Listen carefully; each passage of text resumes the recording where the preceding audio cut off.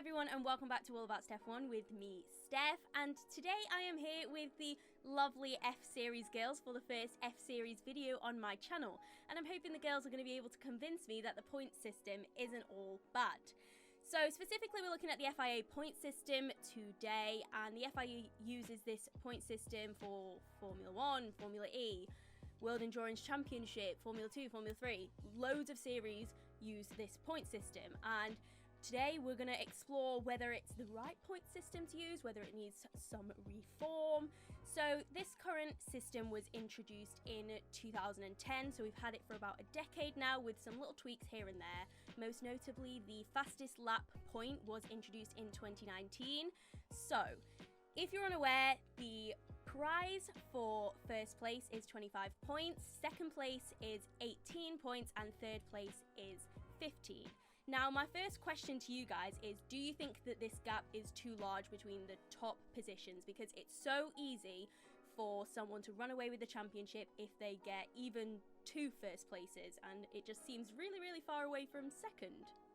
Yeah, now that I've seen it and you've said it out loud, I didn't actually realise how big the gap was between first and second. Like, I obviously knew what the points were, but I didn't realise it was like 7 points difference? Yeah, well, I think that's yeah, I can see why people just run away with the championship now.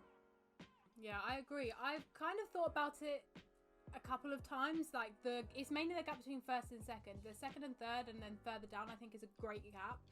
But I feel like the gap from first to second is way too much. Like, 7 is way too much. Maybe I get that they're making it more than like 2 points like the rest of them are, and then going down to 1. But I feel like it shouldn't be 7. Like, that's way too many. So yeah, the gap to first to second is definitely way too big. Yeah, I think I agree. I can kind of see, like, the numbers it is makes sense. Like, the way they jump up, like, it works and it looks pretty and the gaps are kind of nice. But in terms of actually implementing that out in the course of a season, especially seasons that we have at the minute where you know who's going to be first, or you've got kind of 2 candidates that you know that are going to be first. I think in seasons when the racing is a lot more closer and they are fighting so hard for that first place, then the 7 points is justified. But when you look at even 2019-2020 season, Lewis Hamilton is not driving 7 points better than second place.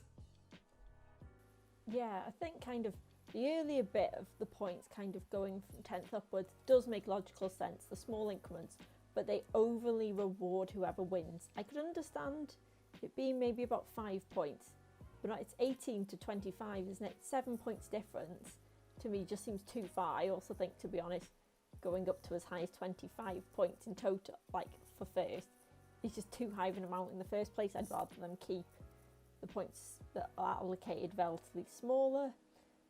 But also it does kind of beg the question is, when they look at the structure, should they even be awarding them for the top 10, or even whether they should award points further down the grid? But I think at the moment is that just overly gives too much of an advantage to those cars that are at the front consistently, and does ultimately make the season quite boring, which is why the midfield battles are quite tight and a lot more interesting. Yeah, I think for me, it is too big of a gap, because when you have a season like this season, where it has been Mercedes versus Mercedes, and then maybe Max if Red Bull decides to work this weekend, you only have one person who can match Lewis, and in theory that should be Bottas. However, if we move aside looking at Bottas's performance this year, when you look at it, Lewis only has to get so many first places and he's so far ahead already. What would it be any different if the points gap was smaller between first and second? Would Bottas still have had that motivation to be able to take the title fight? I think definitely it's something to look at from this period of dominance from Mercedes, because it's sort of a what could have been. Could we have had closer title fights? Is that what we wanted? However, we don't tend to get dominance like this. We've had Mercedes and we've had Schumacher in the Ferrari. So in any other era, you could argue that the point system works. It just hasn't really worked for this era. Yes, so what I was getting from that is that there are actually a lot some positives, but we generally agree that the gaps are too big in between the top points positions, and that has given us some great battles. Like Hannah was saying, we have a great midfield battle at the minute because every point counts. But are there any other positives to it? Because that's the only one I'm seeing, that we've got close midfield racing. But are there actually any other upsides to this massive points system thing we've got going on? I think the only benefit really is the fastest lap point, which I really like. But in terms of like the actual gaps, I don't like. But the fastest lap point I love. I feel like we should definitely introduce maybe 1 point for pole position or something like that. I love that. Because they do that in lower categories in F4, FIA, but not in Formula 1. So maybe that will be introduced in the next couple of years. So I like that side of things. I like that you may get an extra point for fastest lap. But in terms of the gap, I don't see really any benefits other than somebody running away with the title, which nobody really wants to watch. Yeah, I was going to agree. I think fastest lap's okay. I really like that the fastest lap's included, but there's sometimes when I wish fastest lap point would go to people P11 and below, because there's some teams that do, like, I know sometimes, I don't know, like an Alpha, if they're P11 or below, they will put them on fresh tyres to get out there again, and they do sometimes set the fastest laps, and I think it would be good and kind of motivating for that team if they could get a point. Because imagine George Russell doing a fastest lap, probably not likely, but could you imagine him finally getting a point for fastest lap if it applied from P11 downwards? So yeah, I do like fastest lap, but I would like to see anyone to be able to get it, not just the top 10. See, for me, I kind of disagree with you on that one, Charlotte. On the going down to P11, for me, is that the reason it's the top 10 is because it's the top 10 fastest cars they're fighting out, battling on track. And if you go down to P11 or further, you're going to have smaller teams trying to jump each other in the overall standings on the basis of fastest laps. And for example, imagine if, I don't know, Williams ended up above Alpha solely on the basis of fastest laps and not how your race actually finishes. I feel like the fact that it's a top 10 at the moment works quite well. I like the fact the fastest lap point exists. I agree with Kira, they should definitely have one for pole position in the same way they do in Formula 2. I think that works really well and incentivises them. The only positive I can literally think of is literally just that they've done it in such a way that if you are fighting for those wins, especially if you're a midfield team, that it does give you a great advantage when you do win, and it incentivises you to want to win even more than it would do already, because you know a 25 point haul is only going to happen once in a blue moon, and you're going to push for it when the chances are there. But to be honest, we know that hardly ever happens, so it just tends to give too much of an advantage to the leading teams. I think the gaps, I think you can kind of argue that the gaps between the numbers work, but the fact it goes up to 25 means that one bad race, one retirement can ruin a championship, because there's no coming back from 25 points. Like, it's a lot of points. So I think you can maybe argue, if you're wanting to keep the kind of increments that they went up, then you'd maybe need to do only the top 8, say, drivers get awarded points, and then you're just taking the numbers down but keeping the gaps the same. I don't know if that would be more justifiable, and if the championship would then be a bit closer, but then I already think that we lose so much of the kind of interest in the kind of lower battles and the lower teams. A lot of viewers all go, oh, it doesn't even matter if he's driving in P16, why is he even bothering? And like, it matters to the kind of amounts the teams win at the end and the external prize funds, but the viewers don't understand that, and they think that anything under P10 isn't worth fighting for, and what's the point? So obviously if you're then bumping that up even like more, it doesn't work. I think for me, what I really like is having your points for the top 10. Reason being is, when you have the positions, say P8, P9, P10, that's where you start to be able to tell a difference between an average driver and a good driver. For example, this year in AlphaTauri, we have Gasly and we have Kvyat. And you can tell that Pierre is a great driver, not an average driver, because the amount of times that he is getting those P8s, P9s, P10s, we'll exclude Monza. Monza was great, but it doesn't happen all the time. But that's what counts, because there's so many of these cars who are constantly on the bridge of getting points and not getting points. I really like about that. Another example of that was Charles Leclerc when he was in Sauber. You could tell he was a great driver because of the point scores he had. Yes, it was a P10 here, a P9 there, but it really makes a difference. And I agree with the other girls that we need something for pole position, because if you look at last season, the 2019 season, Charles got the most amount of pole positions in the season, but besides an award at the end of it and a good starting place for the race, he didn't get anything else. There was no points, and I think that needs to be taken into account, because that could have really affected Charles's championship. And the idea we don't have points for pole position is a bit baffling for me, because you have to be consistent to get it on pole that often in a season. So that needs to be rewarded. Yeah, no, Beth, I'm sorry, I'm going to disagree with you. I really don't want points for pole position or fastest lap from P11 down. I mean, if you think P10 gets 1 point, if somebody then is able to get a fastest lap from the second half of the grid, they're getting just as much as they are for P10. What is incentivizing them to actually get into the points if they're going to be able to fight for that final fastest lap point? It reminds me of the season 2 finale of Formula E when Lucas di Grassi and Sebastian Buemi were literally, it wasn't even a fight on track, they were just fighting for a fastest lap point so that they could win the championship. It's just so weird. So I'm not on board with that. And with the pole position thing, why are we going to give an extra point to Lewis Hamilton and Valtteri Bottas when they're getting on pole at every single race? They don't need it. It's not necessary. I understand what you mean. I mean, I get last week when Lance Stroll ended up on pole, that would have been such a nice little touch for him to be getting that extra point, but I just don't think it's necessary. If you're on pole, you're likely going to be fighting at the front of the grid, and that 1 point of difference, because the gap's are so extreme between the points, that 1 point that you're going to get for pole is not really necessarily going to make a difference to your championship fight. That's the way I see it. But talking of Formula E, because I kind of just brought it up, it uses the same point system that Formula 1 does, but it does have that kind of points for pole and fastest lap and such things. So we saw at the beginning of Formula E that there were only, at the end of the season, the gaps were really small. So at the end of the first season, the gap between first place and second place in the championship was only 1 point. In the second season, it was only 2 points. So it was super, super close.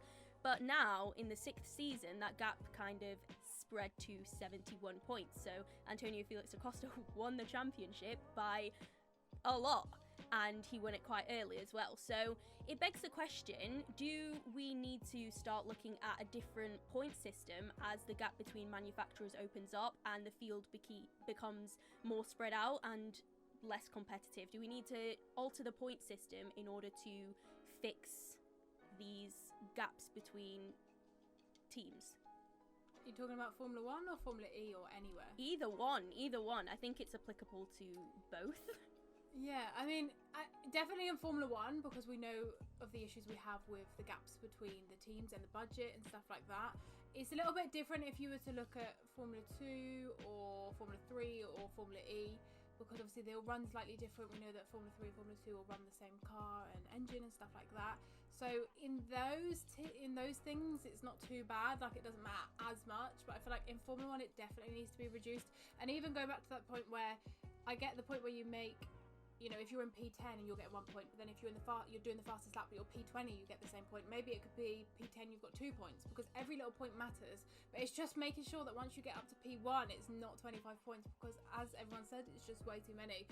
But yeah, in terms of Formula E, it's always been close. The racing's always been a lot tighter. I feel like, personally, at the moment, I think it's a fine kind of point system. I feel like Formula 1 they definitely need to look at, but then it's, if they look at Formula 1, they may change all the other FIA series, and then I can't even look at these series and think they're going to get any closer in terms of the racing, especially Formula E.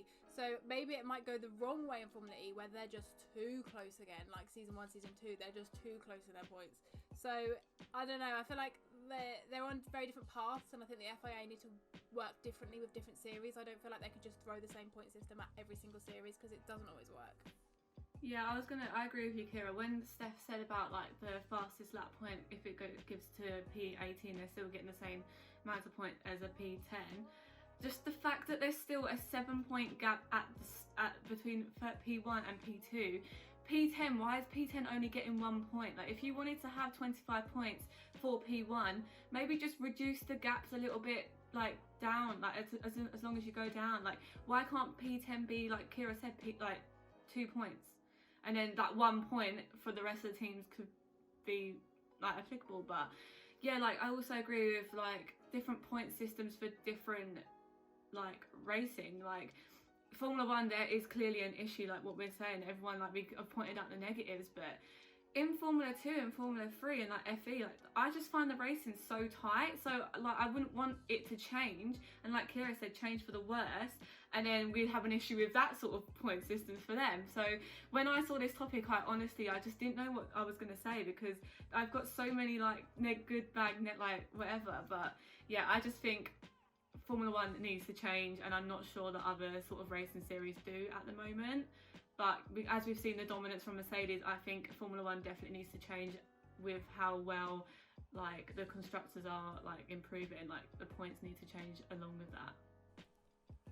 I personally am going to disagree. I think that Mercedes are way above everyone else. We know that, but that's because Mercedes have worked hard. They've like had good teams, good strategies.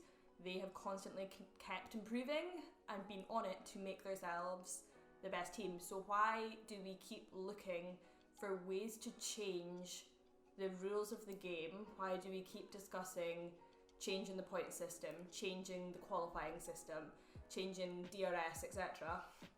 Why do we keep discussing changing those rules of the game to account or to disadvantage Mercedes being incredible?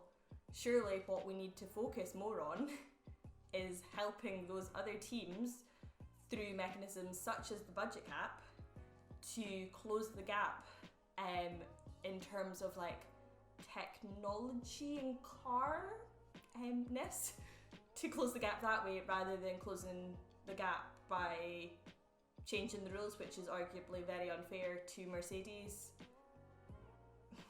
That's kind of my thoughts. Do you think when budget cut comes in and like teams are kind of more on a equal sort of peg and foot, like we're having a totally different conversation? Because I honestly do think that budget cap, maybe not the first couple of years, but onwards, would change this conversation that we're having right now. Yeah, I do hope that the budget cap, I don't think in the first years at all, but I think it hopefully has been thought out really well to filter through. But if you've got an issue with the point system right now,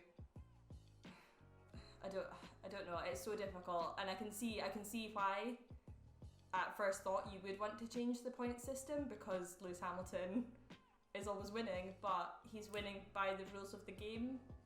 I don't know. See, I would say, I see your point, though, but I don't necessarily think it's just kind of because of Mercedes' dominance that people want to change the rules. It's been done so many times of the year. It's been Schumacher was doing well. Every time someone gets dominant, the point system is a symptom of the direct cause. The direct cause is the difference between the teams. Formula 1, I think, should focus more of its attention on trying to build them teams up. And as Charlotte said, hopefully the budget cap means this conversation won't kind of be needed in the future, because hopefully it'll bring teams closer together. However, I do think at the moment it does overly reward victory. I get the point of incentivising it, but it's disproportionate to the points allocations for the rest of the positions. I think Formula 1 and the FIA, in terms of the point systems that they use, I do think they should vary between series, and it's not like they don't already. If you look at Formula 2, for example, they have the points for pole position, but you also have in the sprint race, only the top 8 actually get points, not the top 10. So I don't see how they could argue that, oh, we can't do it because it's too complicated when they already do it at the moment. I think that Formula E, I would say this season, it's hard to compare this season, I would say, to previous seasons, because we had the final 6 races at Berlin and Da Costa just was dominant and seemed to thrive on that track. It is a very different situation to what you've seen in previous years, where you've had more track variety and slightly closer battles, whereas this time Techeetah just seemed to do really well in Berlin. I would say in future, probably going into next season, Formula E will probably have them tighter battles again. I don't think the gap between the manufacturers is as big, and I think Formula E is very conscious. It doesn't want to go down the route of Formula 1 of having those big differences.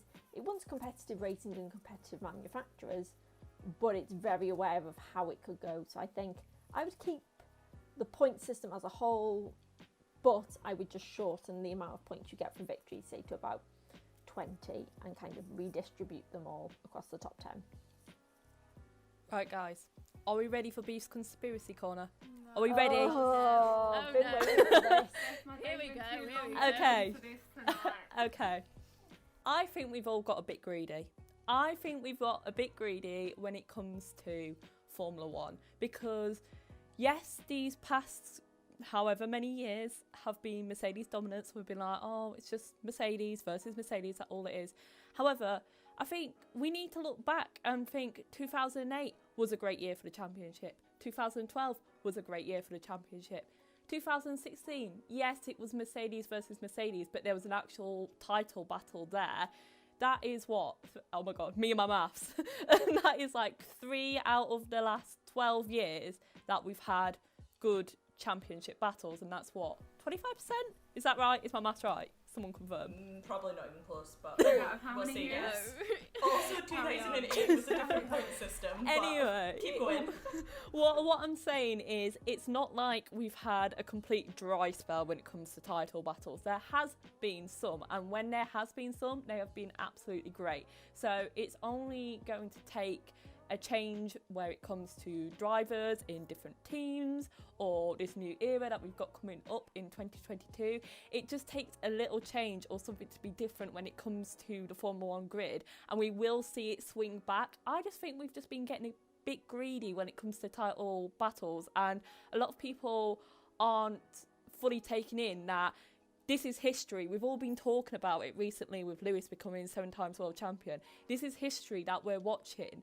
And of course we're going to have this dominance era, because the chances of this happening again are very, very small. So I think we should all appreciate what's happening now, and it will come back around eventually. And it's not like 2020 has been an awful F1 season. We have had some of the best races ever. We just haven't happened to have a titleship battle, and I think that's okay in some sense.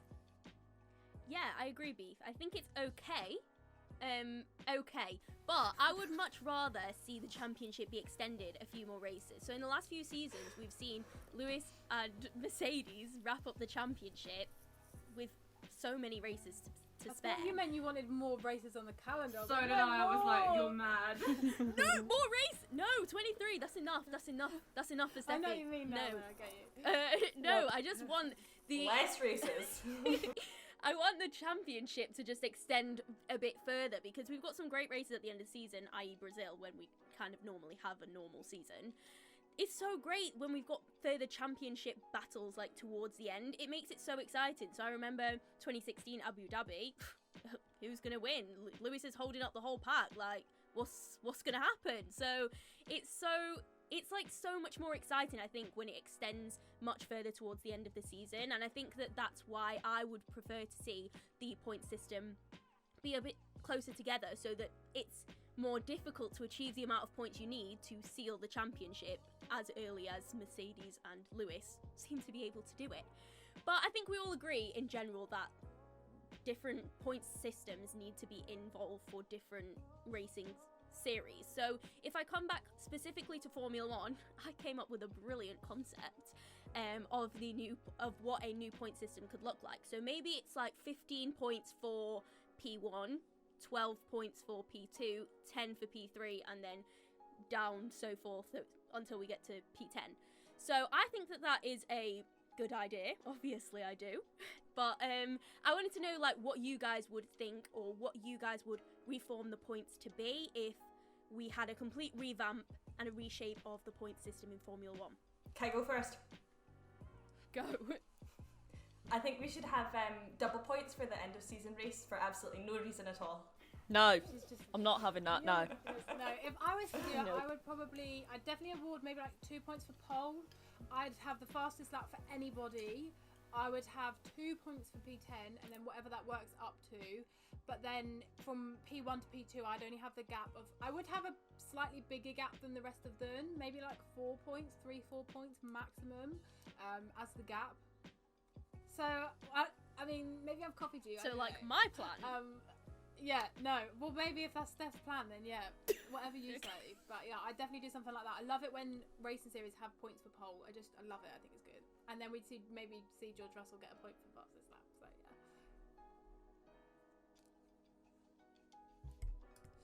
yeah. Yeah, I think I would. The thing is with me, I wouldn't mind having 25 points for P1 if the gap wasn't so big between P1, P2, P3. But saying that, I don't know, I'd probably give like, I think maximum points should be 20 points, like just a nice round number, 20. And like just kind of like Kira said, maybe have like a 3 or 4 gap between P2 and then just work evenly down from there. Obviously I said at the start, I want the fastest lap point for everyone who can get it. That means P10, if they want to get 2 points, that I'll be happy with that. Pole, I would say get an extra point like fastest lap. So yeah, I just think we don't need 25 points and we don't need a 7-point gap between P1 and P2.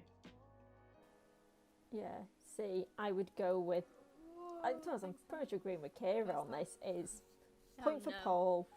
I know. Point for pole, point for fastest lap, but only in the top 10.